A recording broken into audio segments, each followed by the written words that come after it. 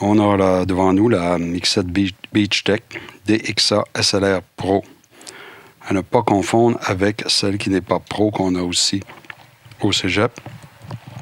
Alors, à quoi ça sert une mixette comme ça? Je vous explique les avantages et désavantages. Premièrement, on va avoir ici un système d'affichage qui va nous permettre de voir, pendant qu'on enregistre, les niveaux sonores. Chose que la majorité de vos caméras n'affichent pas sur votre écran ici pendant que vous filmez. Seulement certaines Nikon de haut niveau et certaines Sony le font. Donc, pendant que vous enregistrez, vous voyez vos niveaux. S'ils ne sont pas adéquats, vous pouvez les baisser avec un vrai bouton. Pas besoin d'aller dans des menus. Donc, des vrais boutons manipulables. Ça vous donne une sortie de casque d'écoute. Ici, il y a une sortie phone pour mettre un casque d'écoute. Donc, ça vous permet, pendant l'enregistrement, d'entendre votre son, d'entendre des problèmes. Si, par exemple, il y a du vent dans le microphone, il y a une espèce de tremblement de terre, mais vous ne le découvrirez pas chez vous dans Première en regardant vos rushs. Vous allez le découvrir à la captation.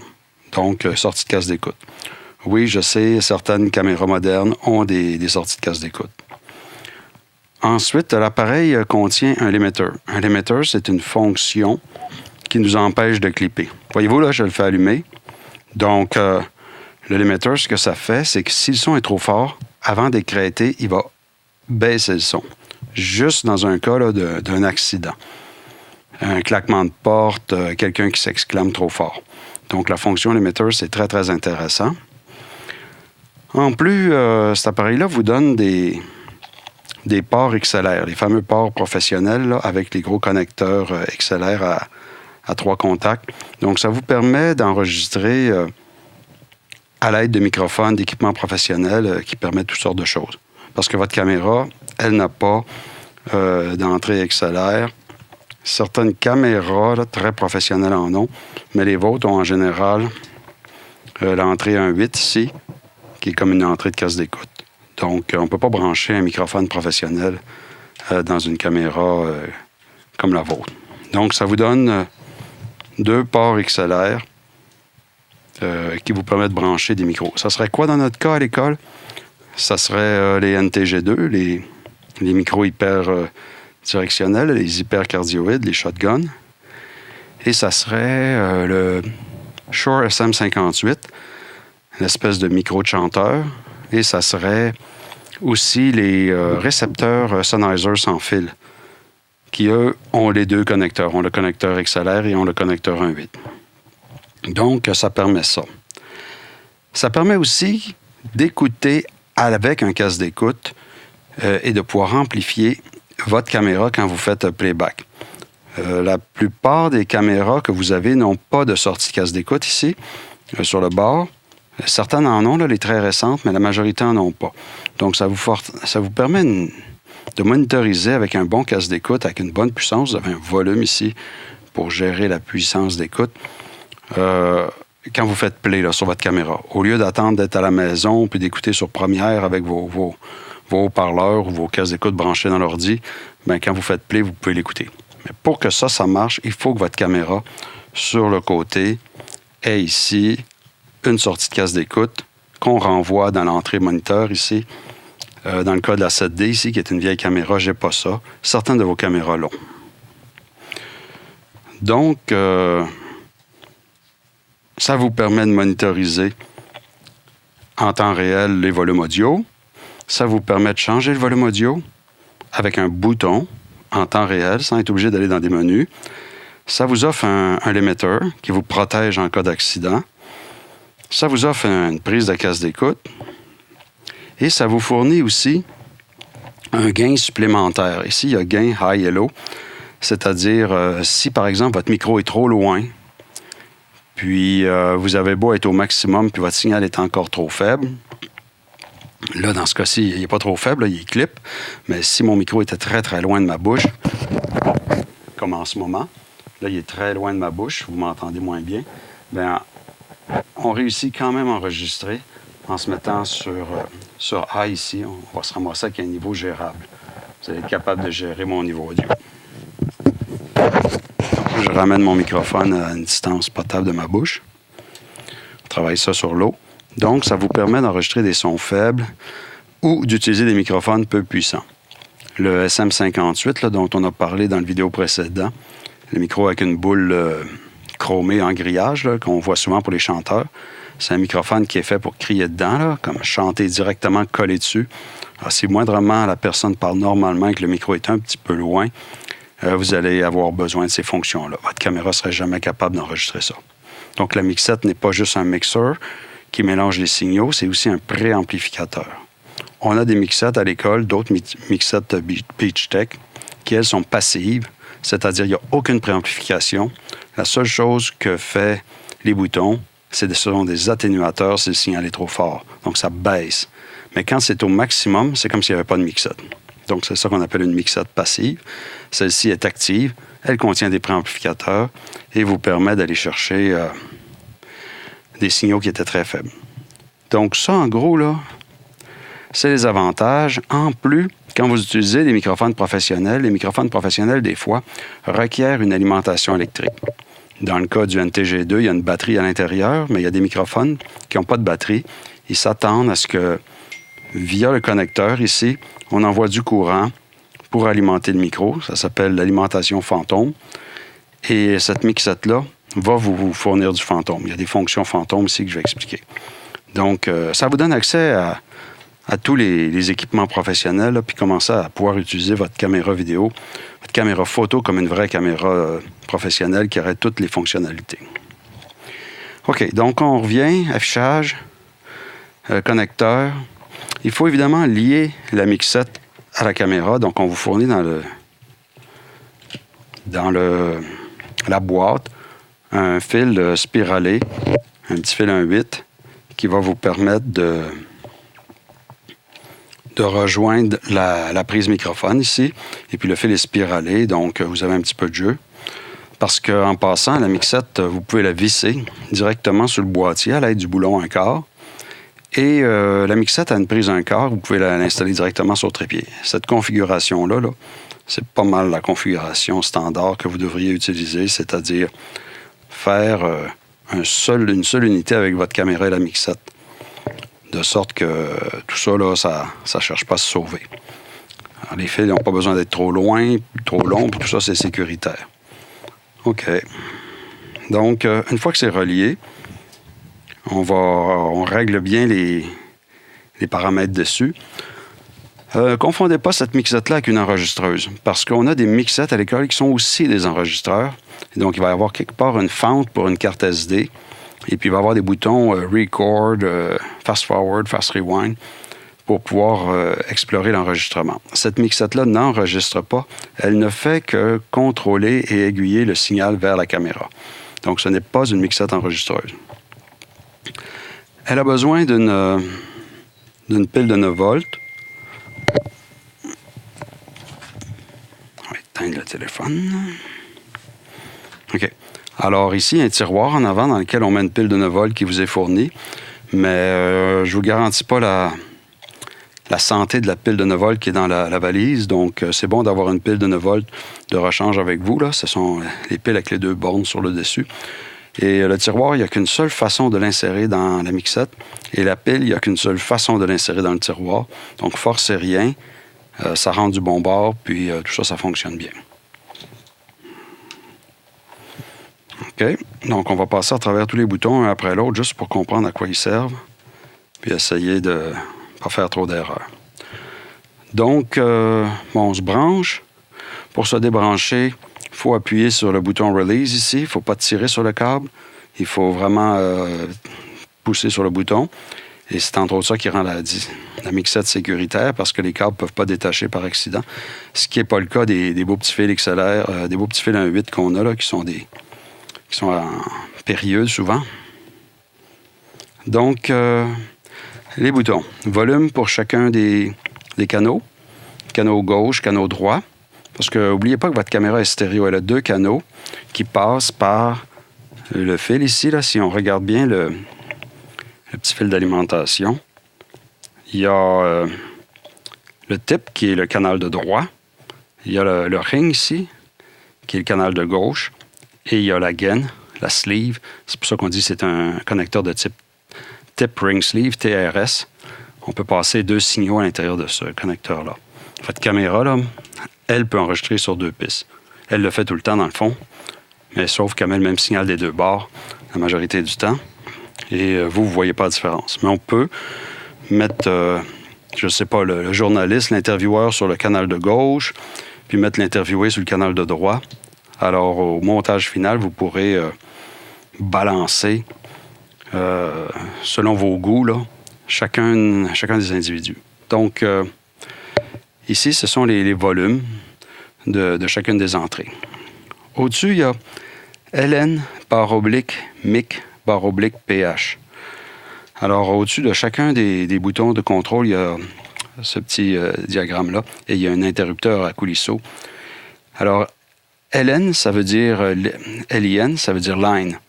Alors, ça serait dans le cas où c'est pas un microphone que vous branchez, mais c'est une autre mixette qui a une sortie line. Alors, on oublie ça. Nous, au cégep, il n'y a rien d'autre que la petite mixette Sound Device qui génère des signaux de type line. Donc, utilisez pas cette entrée-là. Vous allez voir, vous verrez pas les petits segments ici s'élever si vous faites ça. Alors, on se met à mic. La suivante, c'est pH. pH, c'est fantôme. Ça serait dans le cas où vous utilisez un microphone qui a besoin d'alimentation électrique fantôme. Alors, il faut mettre à on, il faut mettre à pH. Moi, je ne vous recommande pas d'utiliser ça. Qu'est-ce qui arrive? C'est que la batterie intérieure, la pile de 9 volts, va mourir assez rapidement. C'est genre 20 minutes, la pile est finie. Donc, si vous avez un microphone qui a besoin d'alimentation fantôme, puis au cégep, on en a, là, les hypercardioïdes, là, les shotgun Rode NTG2, c'est ça. Sauf que le Rode a une batterie intégrée, une pile AA. Quand vous mettez la pile AA, c'est la pile AA dans le micro qui alimente le microphone et vous n'avez pas besoin de vous mettre à fantôme. Donc, et la pile AA est bonne pour 150 heures. Donc, on ne commence pas à abuser de la pile interne de la mixette quand on peut mettre une pile qui ne coûte rien et qui est sécuritaire dans le microphone. Donc, on vous devriez être à mixi en général. Pas à line, on pourrait presque taper ces boutons-là, là, puis vous ne vous en servez pas. L'émetteur, réglez votre volume audio sans l'émetteur pour vraiment trouver quel est le volume quand est-ce que c'est sujet à piquer, à écrêter. Une fois que vous l'avez trouvé, baissez un petit peu, mettez-vous une marge de manœuvre, puis allumez l'émetteur, puis testez s'il allume de temps en temps. Bang! OK, je l'ai fait allumer. Donc, mais il faut qu'il allume juste sur les sons très forts. Alors, c'est parfait comme ça. Gain, vous devriez toujours être à low, sauf si vous utilisez un microphone très faible, comme le SM58, trop loin. C'est mauvais signe. Hein? Quand on est obligé de mettre le gain à high, là, c'est parce qu'il y a des problèmes dans votre configuration. On ne devrait pas avoir à mettre ça à high. Même chose ici pour le canal numéro 2. Alors, fantôme, c'est quoi ici? C'est la puissance d'alimentation fantôme. Si vous deviez utiliser l'alimentation fantôme pour un microphone, mais vous avez le choix entre 12 volts et 48 volts. Tous les microphones alimentation fantôme fonctionnent sur le 48 volts. Alors, pourquoi on vous donne un choix? C'est parce qu'il y a certains microphones que si on baisse à 12 volts, ça fonctionne quand même. Et on fait ça pour prolonger la vie de la batterie dans la mixette. Ça va être moins exigeant. Moi, là, les tests que j'ai faits, la majorité des microphones n'aimaient pas ça, le 12 volts. Ils voulaient le 48 volts. Donc, encore une fois, le fantôme ici, on ne s'en sert pas trop parce qu'on va utiliser des microphones avec des batteries. En dessous, on a MS, mono stéréo. Alors, qu'est-ce que ça veut dire? Ça veut dire que, par exemple, si vous n'avez qu'un seul microphone et vous voulez qu'il se retrouve sur les 2 pistes de la caméra, les pistes gauche-droite, mettez-vous à mono, M.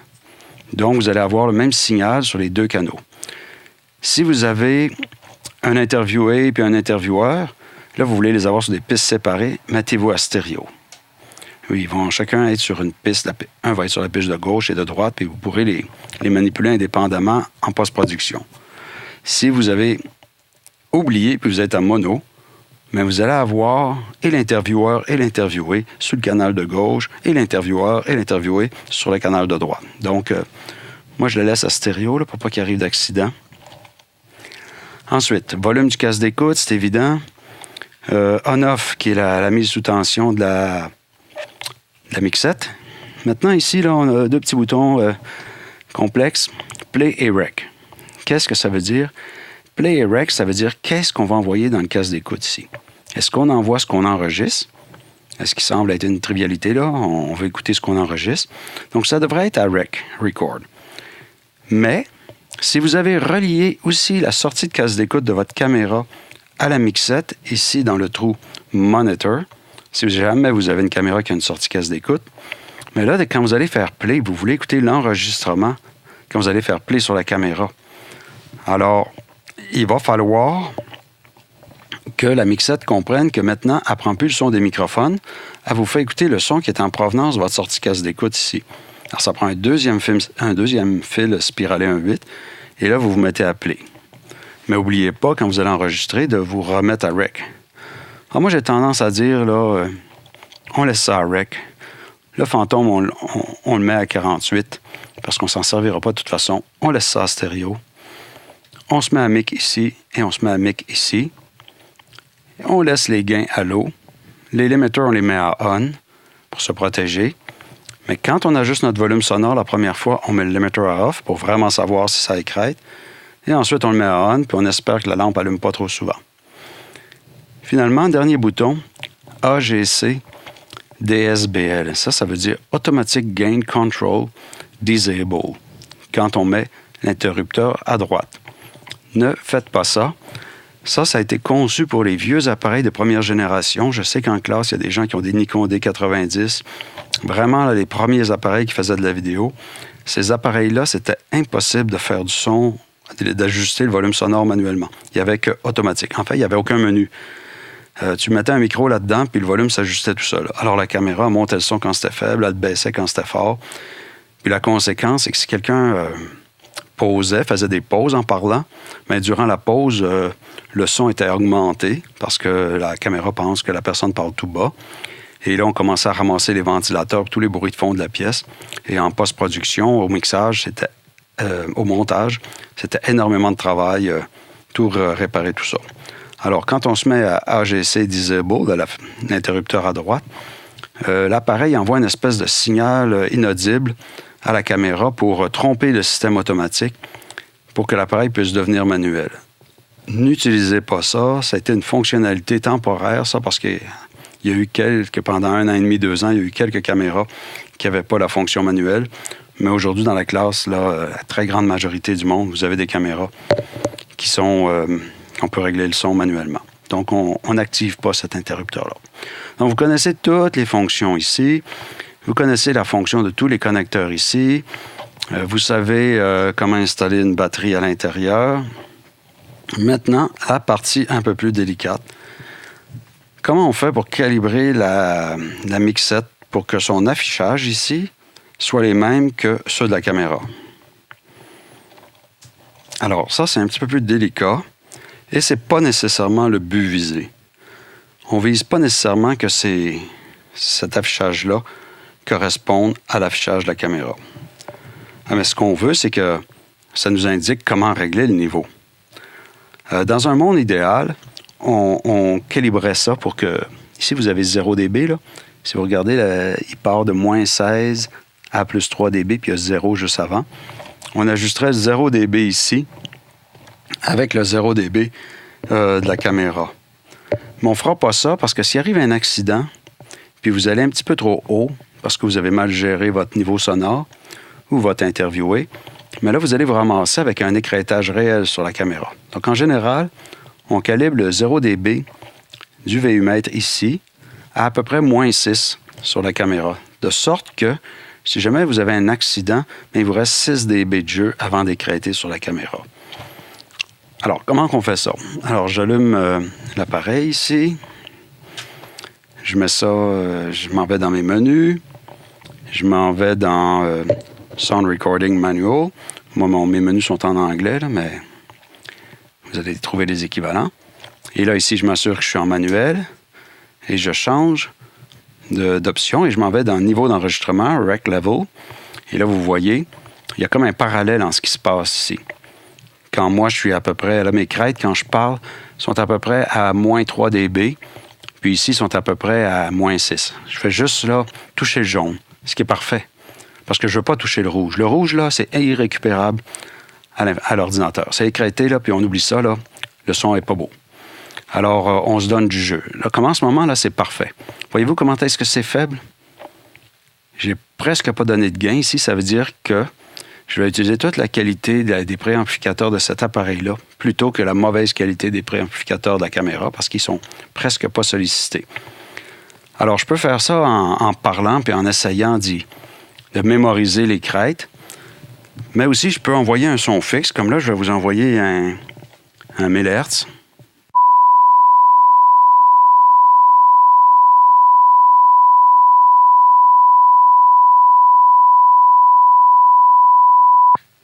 Quand j'envoie un niveau sonore fixe, comme ce que je viens de faire, là, alors je n'avais pas les segments qui s'excitaient, bien, j'ai pu voir exactement le niveau qui était ici pour le faire correspondre en haut. Évidemment, pour le changer, là, on joue avec la roulette. Moi, ça donne à peu près ça avec ma caméra ici. Il n'y a que certains appareils qu'on a à l'école qui peuvent générer un tone, comme ils disent. C'est un 1000 Hz qu'on envoie, là. C'est une espèce de beep. Et puis, ce tone-là, il y a quoi? Il y a le Tascam qui fait ça. Il y a le Mixset Sound Device. Oui, je pense que ce sont les seuls appareils qu'on a qui génèrent des tons de 1000 Hz. Bien, le ton de 1000 Hz sert exactement à ça. Il sert à calibrer différents appareils entre eux. Et quand tout ça c'est beau, là, je retourne en mode de captation. Mais là, vous voyez, j'ai plus mes segments, j'ai rien. Alors, je capture mon audio à l'aveugle. Et puis, mais c'est pas vrai parce que dans le fond, ici, j'ai mes segments sur la mixette qui me disent si tout va bien. Et je peux monitoriser ici avec un casque d'écoute. Donc, c'est vraiment la beauté de cet appareil-là. C'est de ne pas avoir de surprise. C'est pas bien gros, hein. C'est comme une poignée, un battery grip qu'on peut mettre sous plein de caméras. Et puis, ce que ça sauve, là, comme erreur, moi, je ne fais rien de sérieux. J'en possède 3 ou 4 de différentes sortes. Je ne fais rien de sérieux sans ça. Parce que découvrir à la maison, sur l'ordi, que ça s'est mal passé, là, ça va vous arriver une fois, là, puis vous ne voudrez plus en faire, ou bien... Surtout si vous avez fait une entrevue importante avec quelqu'un là, qui était ému et puis qui était en train de se livrer, puis vous êtes tous contents, vous arrivez à la maison, vous écoutez votre enregistrement, puis ça pop, ça distorsionne, il y a du vent. Combien de fois j'ai fait recommencer des étudiants, ils avaient oublié les grilles anti-vent ou les dead cats, les chats morts sur les microphones, puis ils pensent que l'enregistrement est beau, ils arrivent à la maison, puis c'est inécoutable. Alors, ça sauve des vies et ça vous permet d'utiliser des microphones sérieux qui ont des connecteurs XLR. Et puis, des connecteurs XLR, en passant, c'est très, très sécuritaire parce que vous n'avez pas à vous inquiéter si ça va déconnecter pendant le tournage. Chose ici là, qui peut arriver comme accident, là, puis là, je vous m'en garde, c'est que les connecteurs 1.8, il faut vraiment les connecter à fond.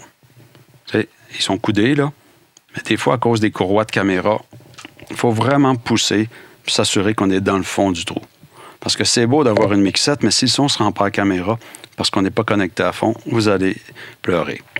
La même chose en bas ici, on fiche vraiment à fond. Et on ne se trompe pas de trou. Là, j'envoie la sortie, le out de la mixette dans le in, l'entrée microphone de la caméra. Si vous avez une caméra qui a une sortie de casque d'écoute, ils les mettent juste à côté. Là. C'est le vert et le rose. Donc, assurez-vous que vous êtes dans le trou mic. Des fois, c'est juste un pictogramme très difficile à voir de microphone. Et ici, il ne faut pas prendre monitor in. Monitor in, c'est le retour du casque d'écoute de la caméra. Donc, si vous n'avez pas de retour de casque d'écoute, ce trou-là ne sert pas. Puis, il n'y a pas de moyen de se tromper ici. Sur certaines caméras Canon, le signal vidéo pour envoyer dans une télévision sort par un connecteur 1.8. Donc, on peut aussi se tromper, brancher, au lieu de se brancher dans l'entrée microphone, on se branche dans une sortie vidéo. Donc, il faut vraiment regarder les pictogrammes sur le bord de votre appareil, puis brancher ça correctement. Une autre erreur qu'on peut faire, c'est ne pas connecter ça à fond. Et ce que ça fait que là, la caméra va se mettre à enregistrer par son microphone au lieu d'enregistrer par la mixette. Donc, vous aurez le son en provenance de la caméra, des microphones de la caméra au lieu de la mixette. On pourrait dire c'est pas si grave, on a quand même du son. Mais l'inverse, ici, être bien branché dans la caméra, quand on est bien branché dans la caméra, on désactive les microphones caméra, ça fait ça automatiquement, et mal branché dans la mixette. Donc, vous n'avez pas le son de la mixette et vous n'avez pas le son de la caméra. Donc, c'est silence radio sur votre enregistrement. C'est irrécupérable. Vous êtes très, très, très malheureuse. Alors, c'est pour ça qu'après avoir fait un enregistrement, une captation, en général, on fait un petit test. On réécoute immédiatement. Est-ce que j'ai du signal? Est-ce que ça fonctionne? Au pire, on écoute par le petit haut-parleur de Poivrière. Là. C'est un haut-parleur de rien du tout. C'est un petit trou quelque part. Là. Ça dépend des modèles. C'est un trou là, vraiment d'1 millimètre. Ah, ils sont ici. C'est les petits trous de... Ça, c'est le haut-parleur de la caméra. Ça joue pas fort, mais au moins, on s'assure qu'il y a quelque chose. Donc, Mixette DXA SLR Pro de Beach-Tech. Bel appareil. Fonctionne sur tous les appareils. Il n'est pas dédié à une caméra en particulier. Les autres Beach-Tech qu'on a sont dédiés à des 5D Mark II. Si vous n'avez pas une 5D Mark II, vous ne pouvez pas le visser en dessous. Vous pouvez l'utiliser, mais il va comme pendre à côté. Donc, un appareil que je vous recommande.